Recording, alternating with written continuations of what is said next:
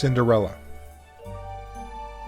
There was once a girl named Ella who was so gentle and beautiful that everyone who knew her loved her, except those who should have loved her best, and those were her stepmother and her stepsisters. Her own mother had died while she was quite young, and then her father had married again.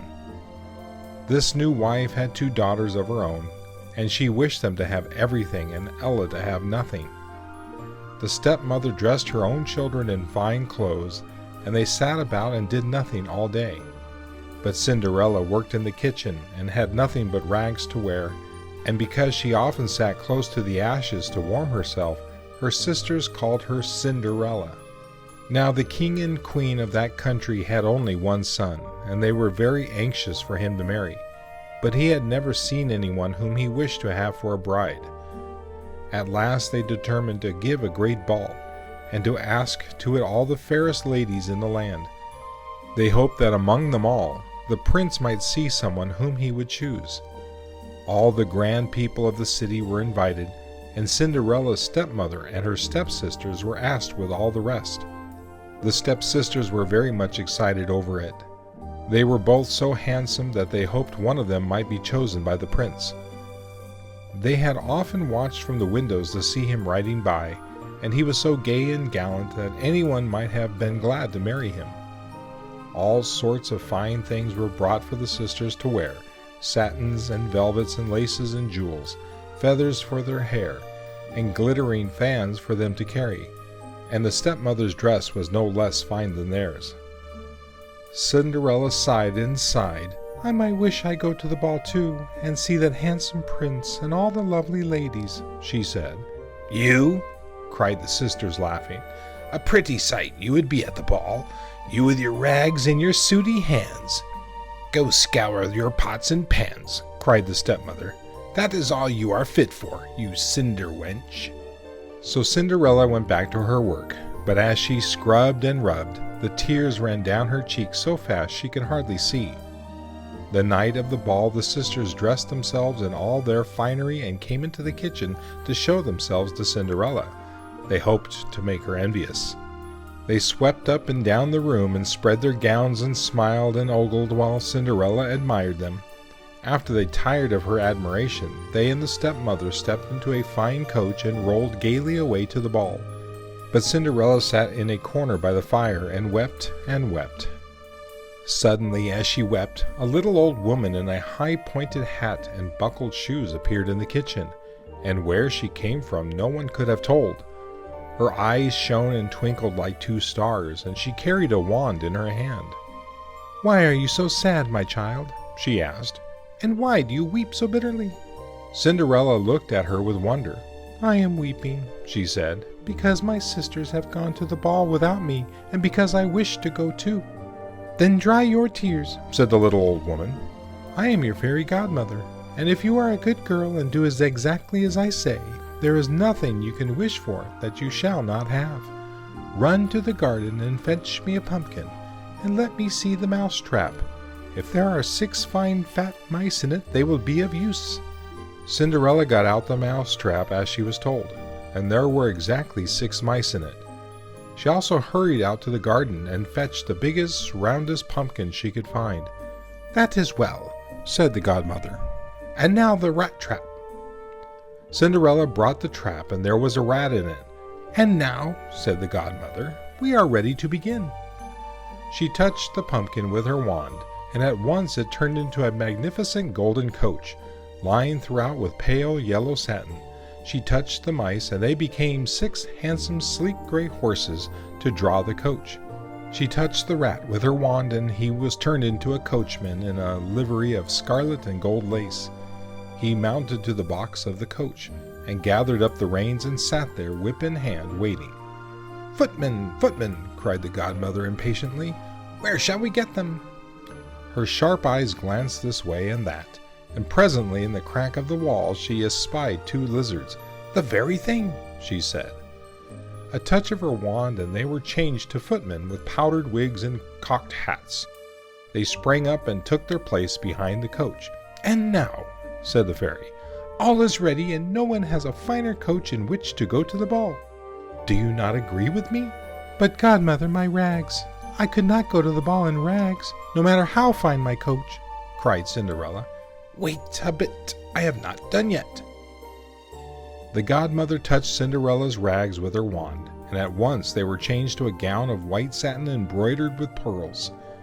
There were diamonds in her hair, and her clumsy shoes were changed to glass slippers that exactly fitted her little feet. Cinderella wondered, and her heart was filled with joy. The satin gleamed about her like moonshine, and the diamonds shone as bright as the tears she had shed. Now, my child, you can go to the ball, said the godmother, but remember this. My fairy charm can only last till 12 o'clock. At the last stroke of 12, these fine clothes will change into rags. The coach will again become a pumpkin, the horses mice, and the coachman and footman a rat and lizards as they were before. So by 12 you must be home again. Cinderella promised to obey, and then she stepped into the coach and rolled away to the ball.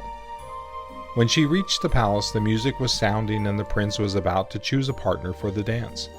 All the ladies waited anxiously, each hoping she would be the one to be chosen. Many beauties were there, and it was hard to say which was the loveliest. But when Cinderella entered the room, no one had eyes for anyone but her.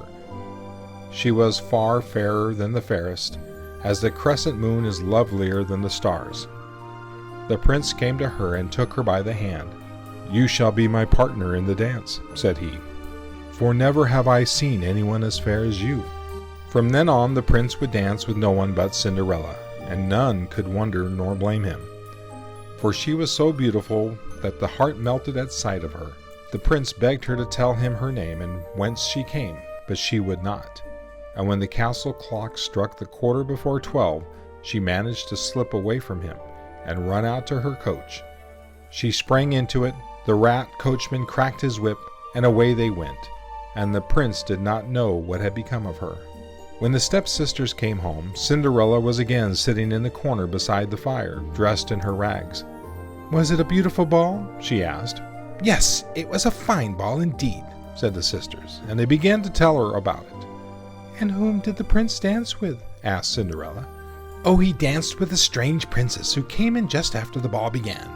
The prince had bowed to us and smiled, and he might have chosen one of us as his partner, but after she came he had eyes for no one else. She must be a very great princess indeed, but no one could find out who she was, not even the prince himself. Though he begged and entreated her to tell him, she slipped away before the ball was over, and no one knew where she went. The prince was like one distracted.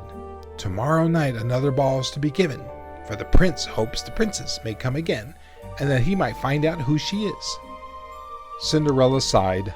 "Oh, my dear sisters, let me go with you tomorrow, I beg of you. One of your old dresses would do for me to wear." But the sisters laughed and jeered. "You the cinder wench!" they cried. No, no, the kitchen is the place for you. We would die of shame if any of those fine folks saw you." Then they bade her unfasten their dresses and help them to bed. They must get to sleep and be fresh and handsome for the second ball. The next night the stepsisters dressed again and drove away to the ball, and more than ever did Cinderella long to go with them. Scarcely had they gone, however, when the fairy godmother appeared in the kitchen. "Well," said she, "I suppose you would like to go to this ball too."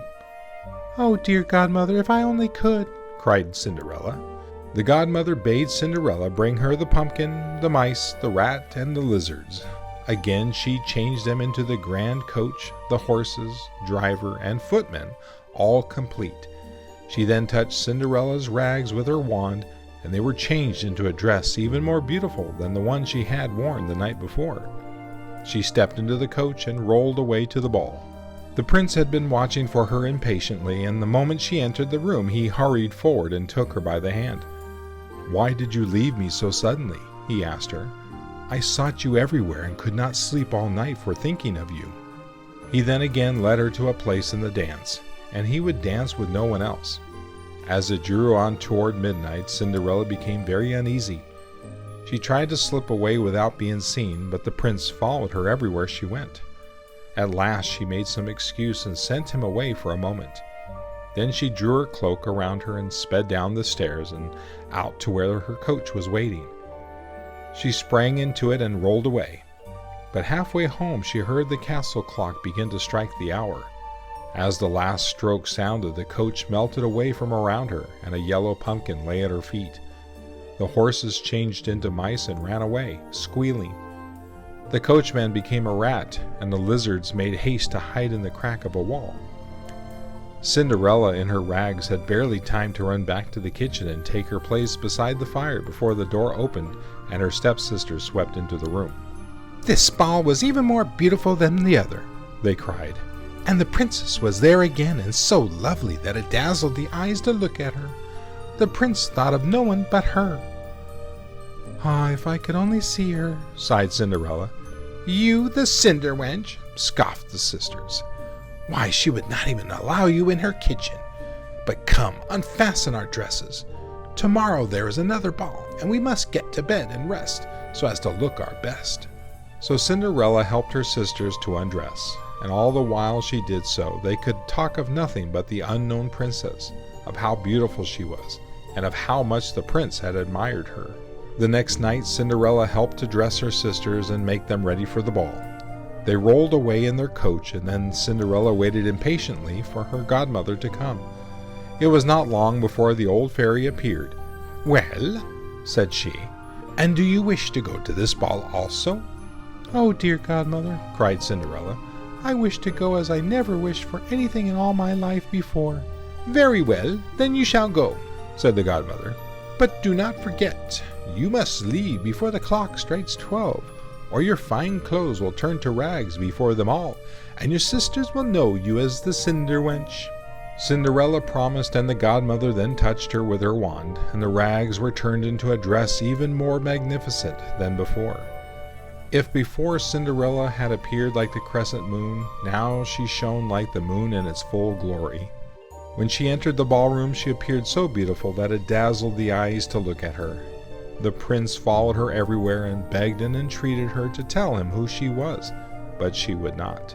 Again and again they danced together, and Cinderella was so happy she quite forgot to notice how fast the time was going. Suddenly the castle clock began to strike. Cinderella gave a cry of terror. She snatched her hand from the prince and fled away so fast that for a moment he lost sight of her. Such was her haste that as she ran down the stairs she lost one of her little glass shoes, but she dared not wait to pick it up. Just as she reached the door, the last stroke of 12 sounded. Immediately her beautiful clothes fell into rags, her jewels melted away, and the guard who was on watch saw no one but a little kitchen wench who ran past him, weeping bitterly and wringing her hands. Cinderella ran all the way home, and she scarcely had time to take her place beside the fire before her sisters swept into the room. "What? Crying?" they said. "Why are you not content? You have a warm corner to sit in, and no need to bother your head about anything. But you should have seen the ball tonight. It was more wonderful than either of the others. And as for the princess, she was so beautiful that there never was anything like it. The prince never looked at anyone else, but she went away as before, and no one knows where she went. However, the prince picked up one of her slippers on the stairs, and he may find her by that." The next day the prince sent out a proclamation far and wide that he had found a glass slipper, and whoever could wear that slipper should be his bride. He hoped in this way to find the lovely princess who had 3 times escaped him. The slipper was sent around from one house to another, and every lady was eager to try it on. All hoped to be able to wear it, but it fitted none of them. Some feet were too long, and some were too broad, some too fat, and some too thin. At last the messenger came to the house where Cinderella and her stepsisters lived. The stepsisters could hardly wait to try the slipper on. Each was sure she could wear it, and they began to quarrel as to which should try it first. At last it was given to the eldest sister. She sat down and tried to put her foot into it, but she could not. The toes went in easily enough, but her heel would not go down into it. Then the second sister tried it, but that was even worse, for she could not even get her toes into it.